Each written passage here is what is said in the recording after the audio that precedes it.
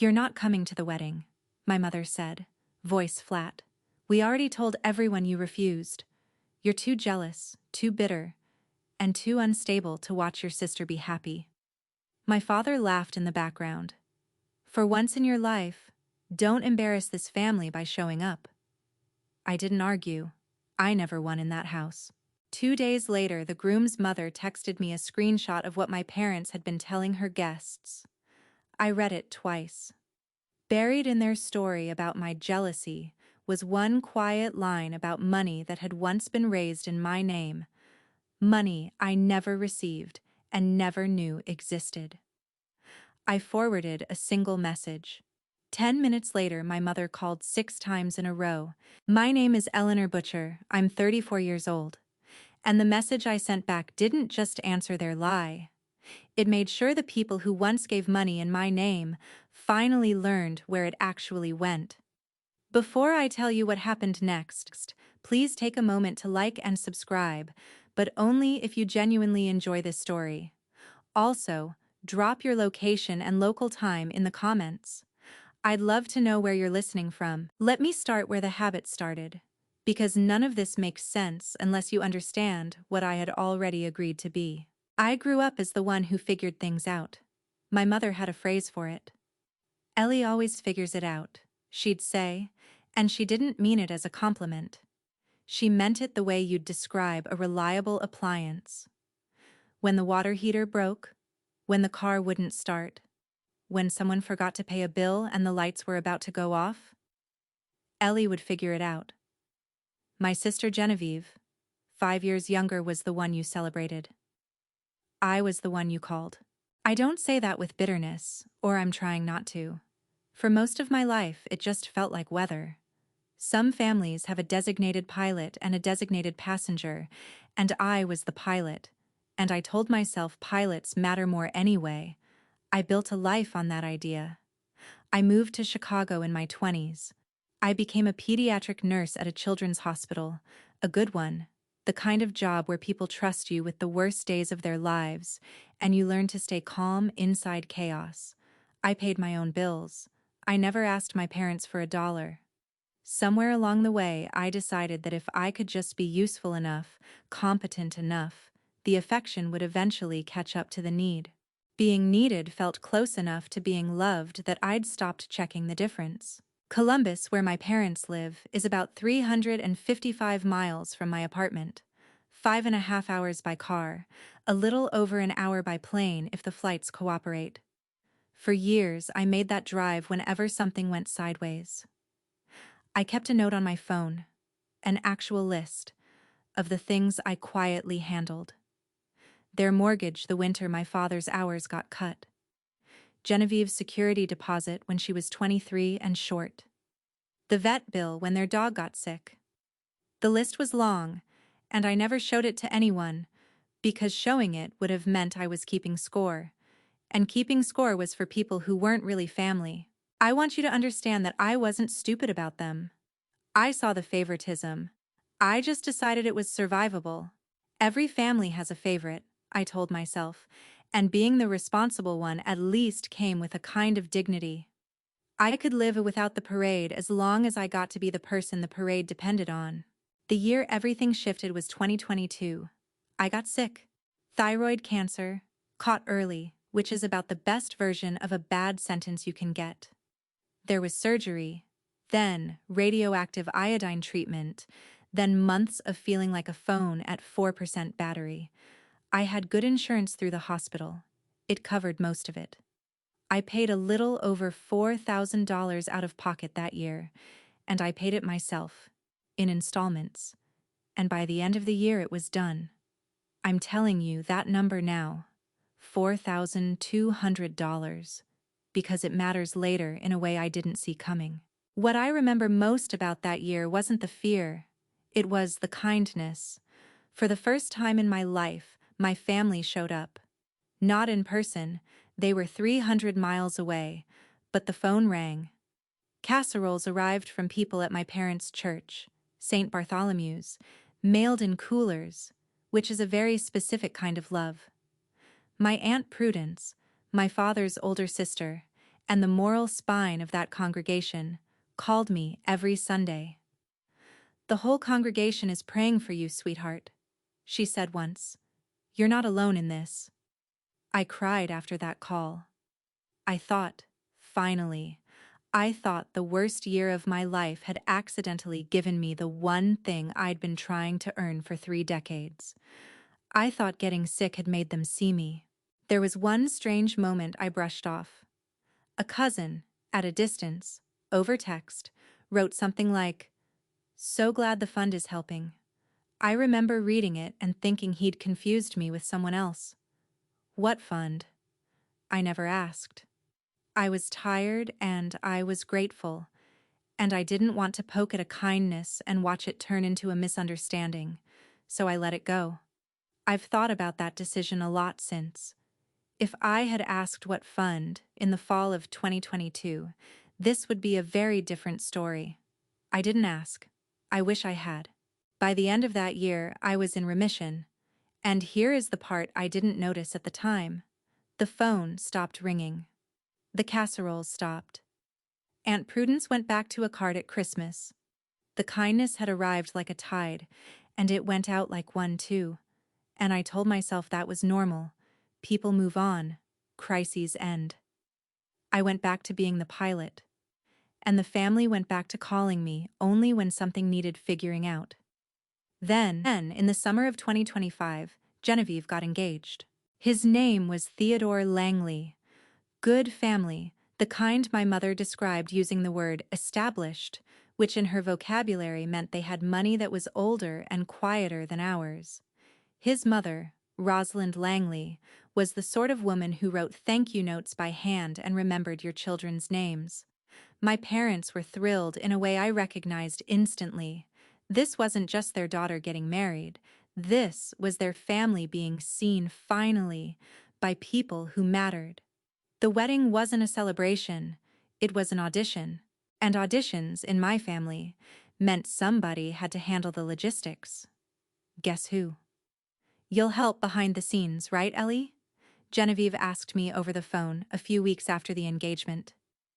"You're just so good at the boring parts, the vendors and the spreadsheets and all that." I said yes. Of course I said yes. I told myself this was different, that this time being useful and being included would finally be the same thing. I imagined myself standing up at the reception, maybe giving a toast, being introduced to the Langleys as the sister who made it all happen. I let myself want that. I want to be honest about how much I wanted it, because it's the only way the rest of this makes sense.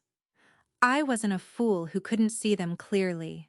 I was a grown woman who saw them clearly and chose hope anyway. One more time. Because I had convinced myself that this was the last time I'd have to prove I belonged.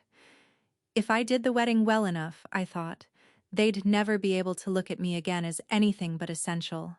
So I started figuring it out.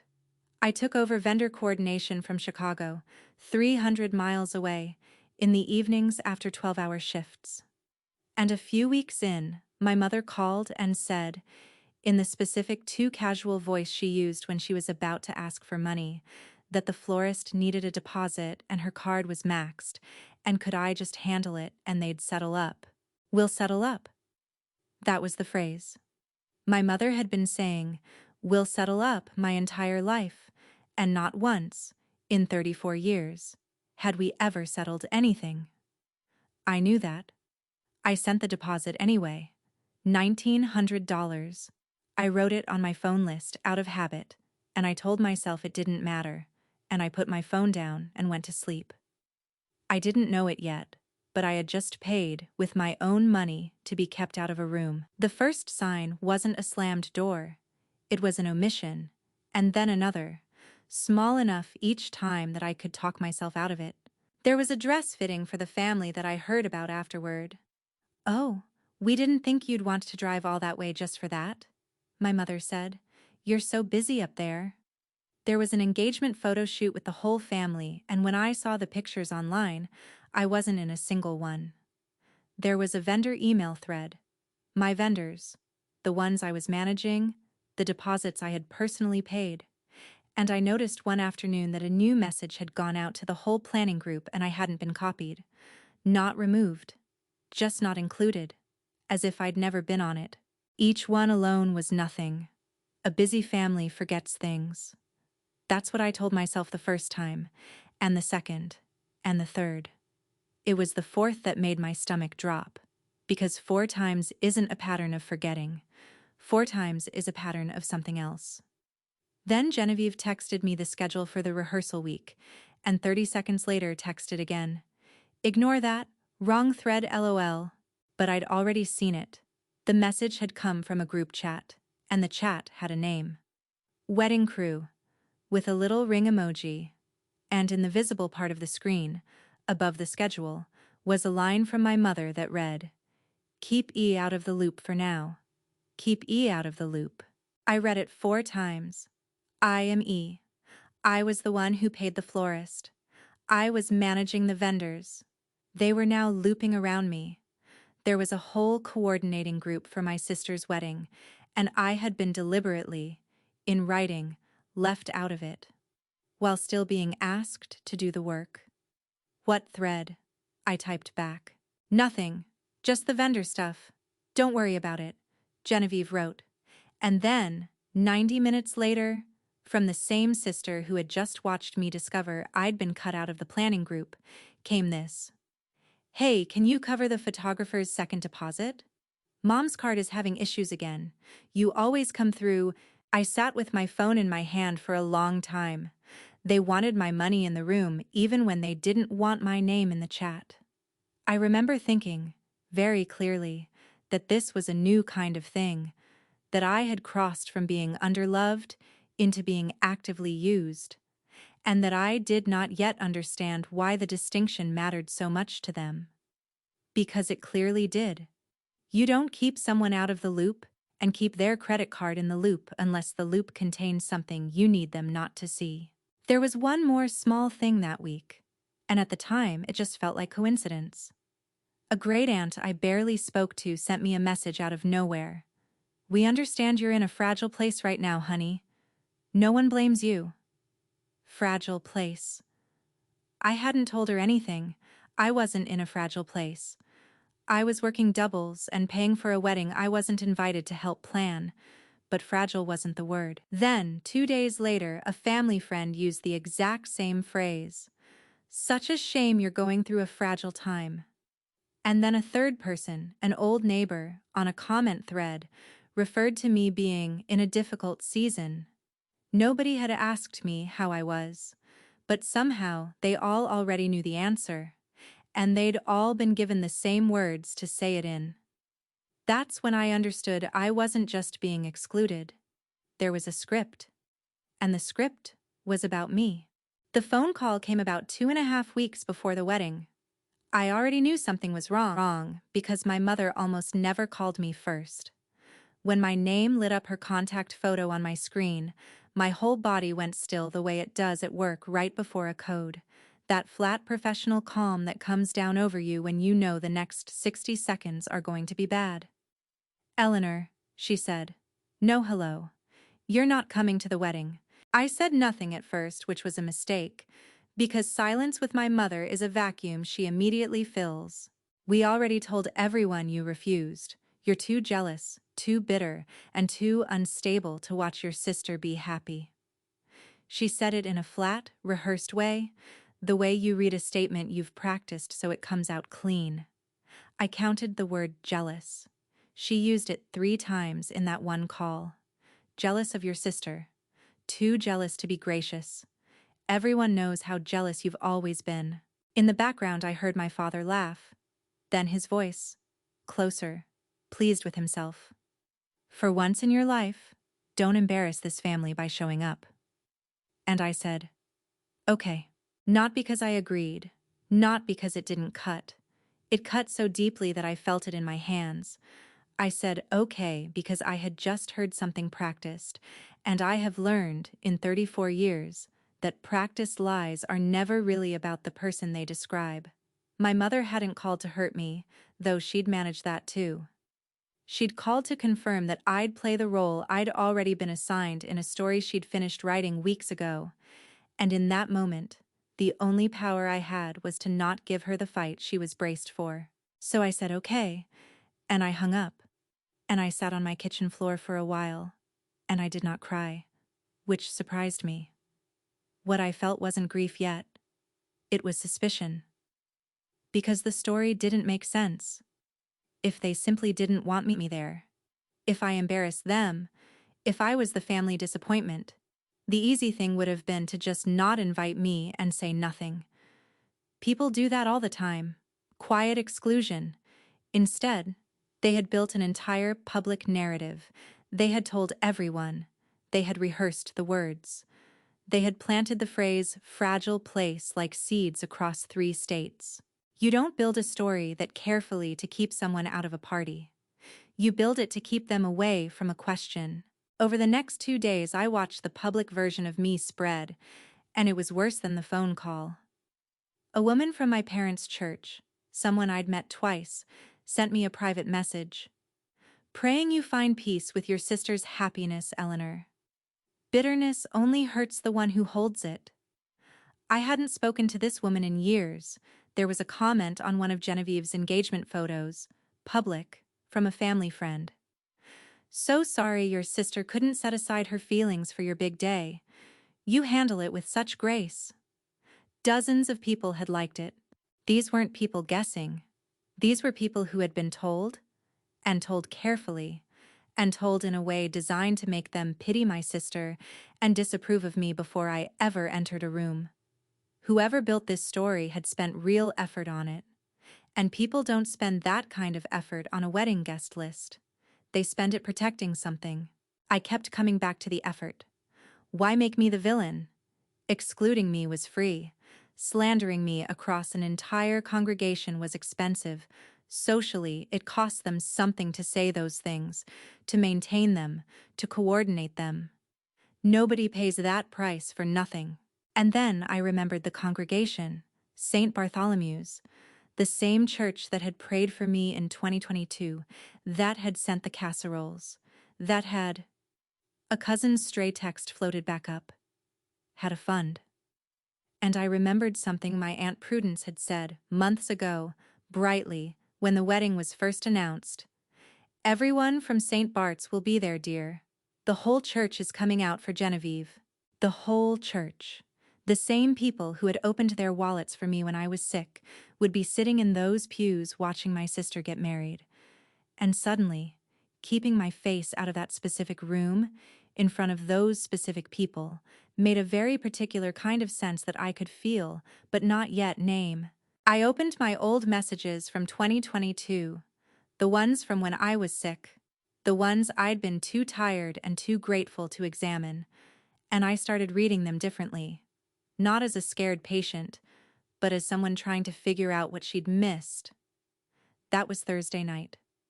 On Saturday, the groom's mother texted me. The number wasn't in my phone. The profile picture was an old wedding photo, a couple I didn't recognize standing under an arch. The first message was careful, almost formal. Eleanor, forgive me for reaching out this way. This is Rosalind Langley, Theodore's mother. I'm in the wedding planning group with your parents, and something came through recently that I don't think was meant for all of us to see. I'd rather ask you directly than assume the worst about anyone. May I send it to you? I read it twice. Something came through that wasn't meant for all of us to see. I typed one word. Yes. The first screenshot was a message my mother had sent directly to Rosalind, one-on-one, weeks earlier. I could tell it was direct because Rosalind's name was at the top, and the timestamp was old, older than my mother's phone call telling me I wasn't invited. My mother had written, I want to be honest with you before the wedding, mother to mother. We won't be including our older daughter, Eleanor. She's struggled with jealousy toward Genevieve since they were girls, and honestly, she's not in a stable place. We didn't want to burden your family with her issues on such a beautiful day. It's kinder for everyone if she simply stays away. I know you understand. I read it standing in my kitchen. The cruelty of it was almost impressive. She'd made herself sound protective, reasonable. A mother making a hard, loving choice. And she'd done it weeks before she ever called to tell me, which meant that when my mother said on the phone, "We already told everyone you refused," she wasn't describing something that had just happened. She was reciting a decision that had been finished and distributed long before I knew it existed. They had written the story of my absence before they told me I was absent. But that wasn't the message that changed everything. Rosalind sent a second screenshot, and with it a short note. This one came into the group chat by mistake, I think. I've been going back and forth about whether to show you, but it didn't sit right. And you seem like someone who deserves the truth. The second screenshot was from the joint planning group, the one with both families in it. My mother had typed a message there that was clearly meant for a different, private thread.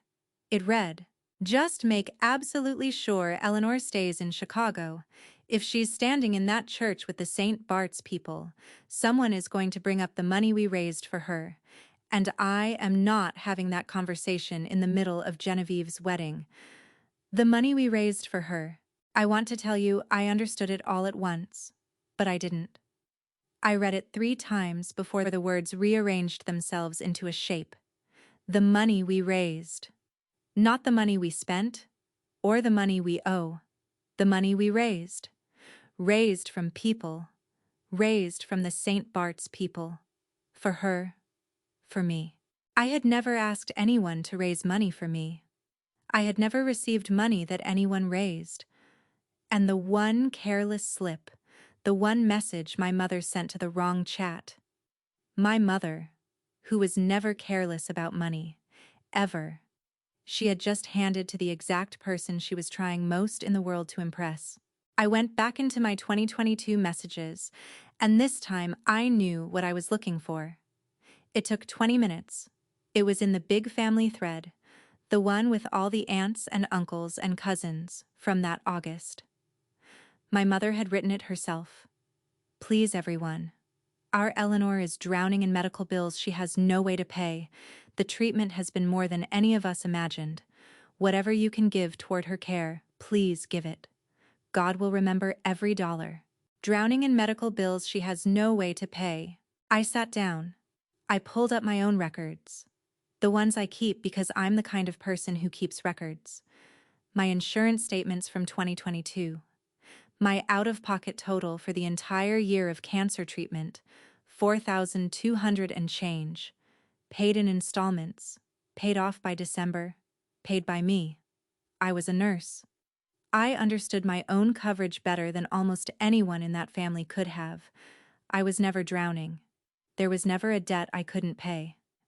There was a modest bill that I quietly handled myself, the same way I quietly handled everything, and while I was doing it, my mother was telling an entire congregation I was going under so they'd empty their wallets. I had 2 messages open on my phone. One begged strangers to save me from a debt that never existed. The other proved I had paid my own way, in full, without ever knowing the first message was sent. I forwarded exactly one of them. Before I tell you who I sent it to, and I promise the who is the whole point, I want to ask you something, because I've never been able to answer it cleanly myself. If you found a message in your own mother's words, begging strangers for money in your name, money you never got and never needed, would you stay quiet to keep the peace? Or would you finally, after a lifetime of keeping it, let the peace go? Tell me in one word in the comments, quiet or speak. I read them. And then stay with me, because 10 minutes after I hit send, my mother called me 6 times in a row. Here is what people expect me to say next. They expect me to say I forwarded it to Rosalind, to blow up the wedding, to detonate the whole thing in front of the Langleys. That would have been revenge. That would have been theater. I didn't send it to Rosalind. I sent it to my Aunt Prudence. I need you to understand who Prudence is. She is my father's older sister, 66 years old, and she is the closest thing St. Bartholomew's has to a conscience. She runs the outreach committee. She organizes the meal trains. When someone in that congregation is sick or grieving or out of work, Prudence is the one who quietly makes sure they're taken care of. And in 2022, Prudence was the one who passed the collection for me. It was her handwriting in the ledger. It was her voice on the phone every Sunday saying the whole congregation is praying for you. When my mother sent that message begging for money in my name, the person who took her at her word and gathered it, dollar by dollar from people who trusted her, that was Prudence. So I forwarded my mother's original plea to the one person who had believed it and acted on it. And I added only this: Aunt Prudence, you asked me every Sunday that year how I was doing, and I never really told you because I didn't understand what I was thanking you for. I understand now. I found this. My insurance covered my treatment. I paid the rest myself, about $4,000, and I paid it off that same year. I never received any fund. I never knew one existed until this week. I'm not asking you to do anything. I just thought that before Saturday, you should know. That was it. I didn't tell her what to do. I didn't accuse anyone. I didn't have to. Because I understood something about that message that made it far more dangerous than any speech I could have given. I didn't write the accusation. My mother did. 4 years ago. In her own words, in her own voice, asking for money for a crisis that never existed. All I did was place her words next to the truth and hand them to the one person who had a right to feel betrayed by them. Some receipts don't need commentary. They just need to reach a person who counts. And Prudence counted. Prudence had told those donors, God will remember every dollar. Now Prudence was going to remember exactly where every dollar went. I put my phone face down on the counter and I made a fresh pot of coffee because the last one had gone cold while I was reading my life rearrange itself. And while the coffee brewed, the phone started to buzz. My mother. First call. I let it ring. Second call, 40 seconds later. I watched it light up the back of the phone and go dark. By the fourth call, I had turned the phone over. 6 missed calls in about 10 minutes, one every minute or two, and one voicemail, 14 seconds long. I listened to it later. My mother's voice, and for the first time in my life, it was not in control. Eleanor, whatever you think you just sent Prudence, you call me back this instant. You have no idea what you've done. Call me back. Call me right now. You have no idea what you've done. For 34 years, 6 missed calls from my mother meant an emergency I had to drop everything and fix. A burst pipe, a bounced check, a crisis with Genevieve. 6 missed calls meant Ellie, figure it out. I had answered that call my entire life. It was the most automatic thing about me. This time, I was the emergency. This time, I was the thing she was calling about. And for the first time, I understood that the ringing phone wasn't a problem for me to solve. It was a consequence for her to sit with. I didn't call back. I drank my coffee. My whole life, silence had been the price I paid to stay in that family. That night, for the first time, silence was something I kept for myself. The wedding was 10 days away, and for the first time, it was not my job to make sure it went smoothly. The pressure came in waves after that, and I'll say this for my family. They were nothing if not a team. Each of them came at me from a different direction, and if you'd played the calls back to back, you could have mistaken them for a strategy meeting. My mother led. She called the next morning, and she'd swung all the way from panic back to fury. After everything this family has done for you, she said, this is how you repay us? You wait until days before your sister's wedding to try to burn it all down? What did you do with the money? I asked. I asked it plainly. No heat. Just the question. She didn't answer. She talked about my ingratitude and my jealousy, and the sacrifices they'd made, and the way I'd always needed to make myself the center of attention. She called the $42,000, because that was the number. $42,000, I learned it later from Prudence. She called it the help we gave you when you were sick. As if I'd received it. As if it had been mine to receive. Then where did it go? I asked again. And again she didn't answer. I want you to notice that, because I noticed it, in every single conversation that followed. Not one of them, not once, ever answered that question. They had 100 things to say about me. They had nothing to say about the money. A person who's telling the truth answers the question. A person who's lying attacks the questioner. My mother attacked the questioner for 10 days straight. My father called that afternoon. His approach was different, and in some ways it told me more than my mother's did. He didn't accuse me. He minimized. "Ellie, come on now," he said, in the warm, tired voice he used when he wanted a problem to become smaller by sheer force of his not caring about it. "Nobody meant anything by all this. Your mother gets carried away. You know how she is. Let's not turn your sister's wedding into a war, okay? Whatever got said, it got said. Let's just let it go."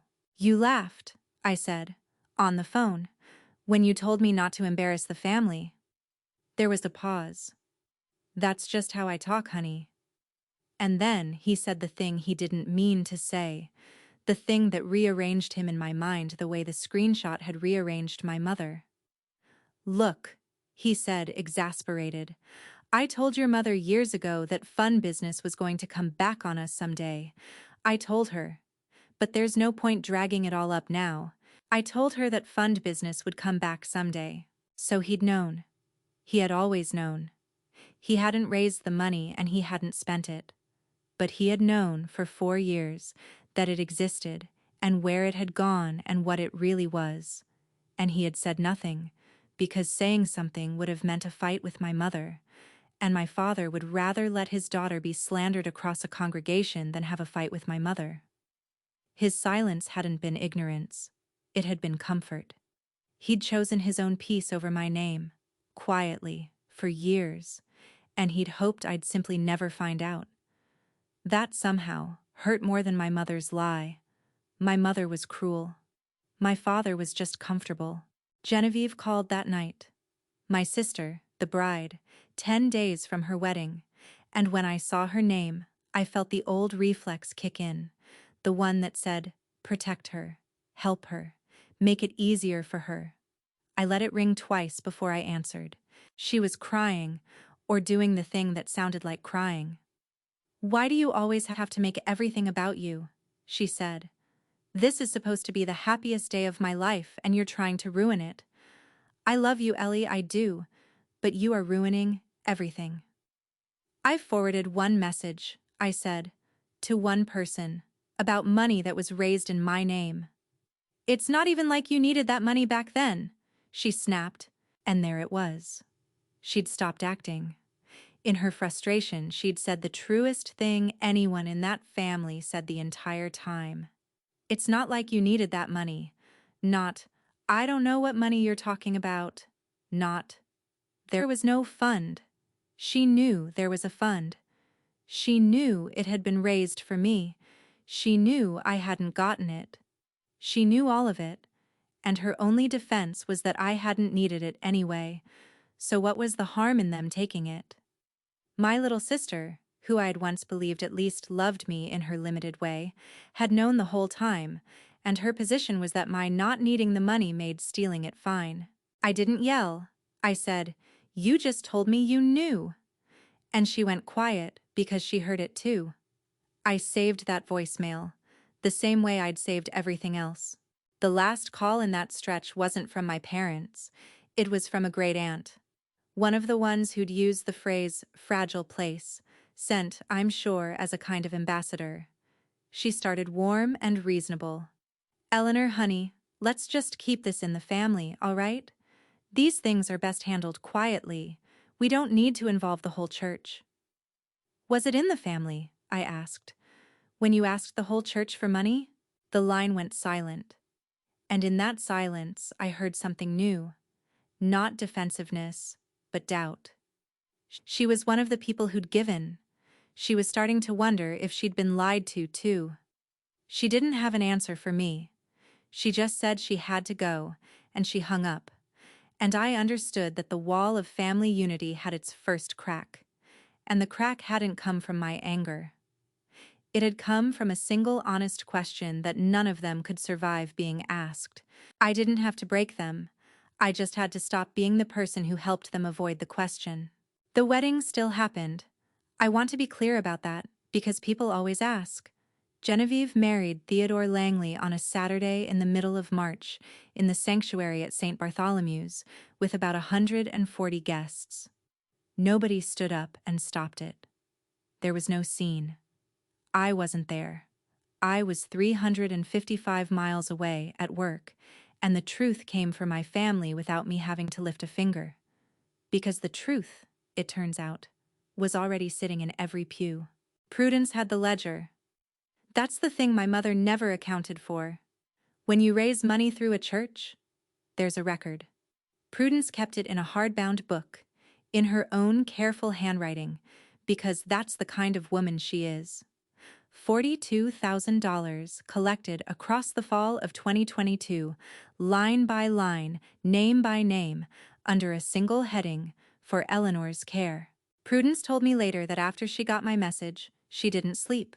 She read it, and she pulled out the book, and she looked at 4 years of her own handwriting, and then she did the only thing a person like Prudence could do. She called my mother. I wasn't on that call. Prudence told me about it weeks later, and even then she was careful with her words, because she is not a woman who enjoys other people's ruin. She said she asked my mother one question. The book says $42,000, Beatrice, for Eleanor's care. She tells me she never saw a cent of it and never needed one. She paid her own bills. So I need you to tell me plainly where the money went. And my mother, Prudence said, did the same thing she'd done to me. She didn't answer. She talked about how complicated it all was, and how Eleanor had always been difficult, and how this wasn't the time, with the wedding so close. And Prudence, who had spent 4 years telling good people that God would remember every dollar, listened to my mother refuse to account for a single one of them, and she understood exactly what she was hearing. She didn't make a scene either. That's the part I love most, honestly. That the 2 women who could have blown my family apart, Prudence and Rosalind, both chose the same restraint I did. Prudence didn't stand up at the reception and read the ledger aloud. She just started, quietly, in the days before the wedding and at the rehearsal itself, asking the other donors a single question. Did Eleanor ever thank you for your gift? Because she tells me she never knew about it. That question did more damage than any speech could have, because the answer, every time, was no. No.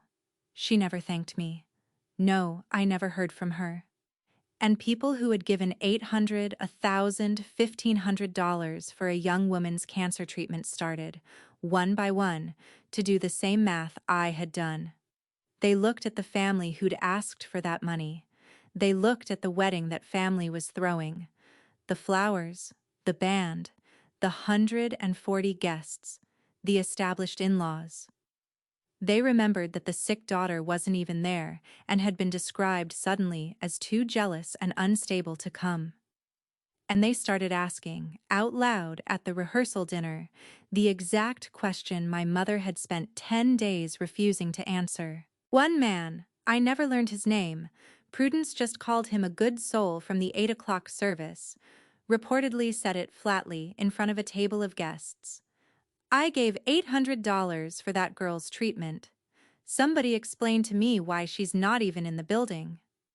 Nobody could. The one person they had worked so hard and paid so much socially to keep out of that room turned out to be the only thing anyone in it wanted to talk about. And Rosalind. Rosalind saw all of it clearly. She had reached out to me on a hunch, and I had answered her without a single unkind word about my family, and she'd noticed that too. She told my mother, at some point that weekend, a sentence that got back to me and that I've never forgotten. I asked your daughter directly, and she told me the truth without once trying to poison me against any of you. That told me everything I needed to know about which of you I should believe. The Langleys didn't call off anything. Theodore married Genevieve. But there was supposed to be a moment, a joint toast. Both families rising together. The kind of public blessing my mother had been chasing this entire time. The whole reason the wedding was an audition. Rosalind quietly declined to give it. She was gracious. She was warm to the guests. And she withheld the one thing my parents had wanted most, which was to be publicly embraced as equals by a family that mattered. The wedding happened. But the story it was supposed to tell about the butchers did not survive the weekend. I learned most of this from a hospital break room, between patients, on the day of the wedding. My phone lit up with messages from Prudence and, over the following days, from a handful of donors who had tracked down my number to apologize. One woman wrote a long, shaking message about how she'd given from her retirement savings and how sorry she was that she'd never questioned it. Another simply sent me $800 through an app with a note. "This was always meant for you. I'm ashamed it took this long to reach you." I didn't keep it. I walked down the hall and donated all $800 to the fund at my own hospital, the real one, the one that helps families who can't cover their children's treatment. It felt like the only honest place for it to go. My family had spent 4 years deciding who I was. It took 10 days for the truth to introduce me properly. And the strangest, most peaceful part is that it did it entirely without me in the room. The fallout was not a movie. Nobody went to jail. Nothing exploded. What happened was slower and, I think, truer to how these things actually go. My parents didn't lose their money or their house. They lost the only thing they had ever truly valued, which was their standing at St. Bartholomew's. It didn't happen with a confrontation. It happened the way a tide goes out. My mother had run the church's spring event committee for years, and that spring, quietly, someone else was asked to run it. Invitations to the things that mattered stopped coming. Old friends became a little busy lately. One neighbor, a decent woman, actually said it to my mother's face, and my mother repeated it to me during a later call as if it were an outrage. "We're just going to take a step back from your family for a while, Beatrice. I hope you understand." My parents had traded me for their reputation in that community. In the end, they kept neither. My father called again, about 3 weeks after the wedding. It was a different call. He didn't minimize this time. He sounded old, in a way I hadn't heard before. "I laughed at you on that phone call," he said, "because it was easier than standing up to your mother. That's the truth of it. I've been doing the easy thing where you're concerned your whole life. And I let a lie about you go around a church for 4 years because fixing it would have cost me a fight. I'm not going to sit here and tell you I didn't know. I knew. I'm sorry, Ellie. I'm not asking you to forgive it. I just wanted to say it out loud. Once. Without your mother in the room." It was the first honest thing my father had said to me in years. He sent back the $1,900 I'd paid for the photographer's deposit too. 4 years late in spirit, if not in fact. And I want to be careful here, because this is where these stories usually cheat. The apology did not fix us. It didn't erase the laugh, or the silence, or the decades of choosing comfort over me. But I let myself notice that it was something. A real, specific, imperfect something. He named the exact thing he'd done wrong, and he didn't blame it entirely on my mother. That's more than most people ever get. I told him I heard him. I didn't tell him we were okay, because we weren't. But I left the door open a crack, and I meant it. Genevieve never bent. Of everyone, she is the one who stayed exactly who she was. She sent me one last message a few weeks after the wedding, and there was no apology in it, only injury. "You couldn't just let me have one perfect day. Everyone was whispering about our family at my wedding because of you.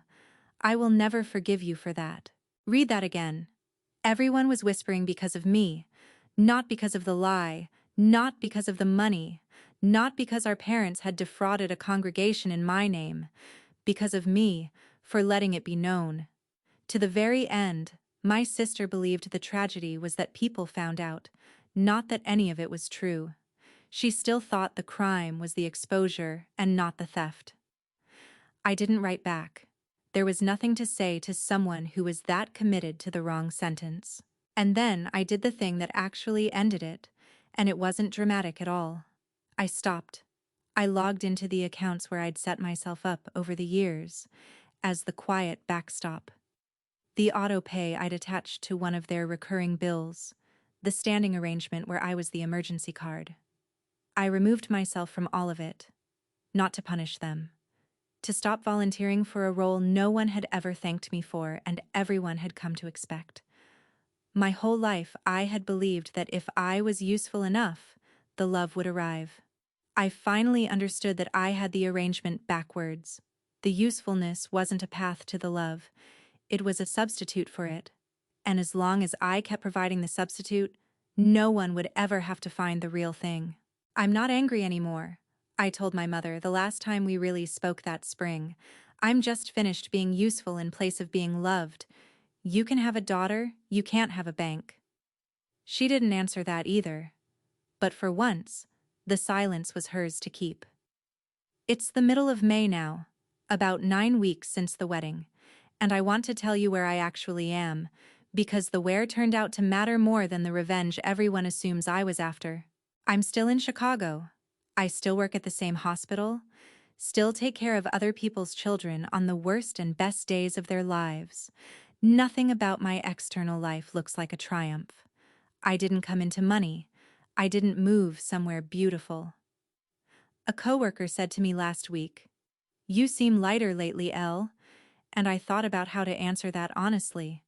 And I said, I put something down that I'd been carrying a long time. That's the closest I can come to describing it. I don't feel victorious. I feel like a person who set down a weight she'd been holding so long she'd forgotten it wasn't part of her arm. I found that old "Get Well Eleanor" card the other day, the one from 2022 with what felt like the whole congregation's signatures on it. For years, I'd kept it on my dresser as proof that I'd once been loved out loud. I understand now that the card and the fund were the same performance. That the signatures weren't for me, they were for the story being told about me. I didn't tear it up. I'm not angry at the people who signed it. Most of them were good people who'd been lied to, same as I was. I just put it in a box in the closet and closed the lid. Not with rage, with something more like completion. Not every door closed. Aunt Prudence and I talk now, really talk, for the first time in my adult life. She started a new fund at the church this spring, a transparent one, with a public ledger anyone can look at, because she said she never wanted a family to be able to do to someone what was done to me. She called me a few days ago and said, "I'm trying a new casserole recipe. This one's actually for you, not for a story. Can I bring it up sometime and we'll eat it together?" I laughed for the first time in a while, and I said yes. My father texts. Small things. A photo of the dog. An article he thought I'd like. He doesn't ask for anything, which is new, and I answer sometimes, which is also new, and neither of us pretends we've fixed what we haven't. My mother and Genevieve are silent, and I've made a kind of peace with the idea that they may stay that way. Some people can only love you as long as you're paying for the privilege, and when you stop, what looked like love turns out to have been a receipt all along. Here's what I finally understood, and it's the only thing I really want you to take from all of this. They didn't keep me from that wedding because I was jealous. They kept me away because I was the proof. As long as I stayed silent and useful and grateful, the story held. The moment I might stand in a room full of the people they'd deceived, the story fell apart. I was never the bitter one. I was the evidence, and I spent 34 years apologizing for taking up space in a family that was quietly living off of me. Being needed kept me close. Being loved would have let me rest. It took me 34 years to learn this difference between the two, and I hope, wherever you're listening from, that it takes you a good deal less. If this story reached the useful one in your family, the one who always figures it out, who pays and never gets thanked, who keeps the peace by keeping quiet, Do me a favor and tell them what I wish someone had told me sooner. You are allowed to put it down. You were never the thing that should have been ashamed. I'm Eleanor Butcher. I'm 34 years old. And I finally stopped answering a phone that only ever rang when something needed fixing. That's not revenge. That's just the first quiet morning of the rest of my life.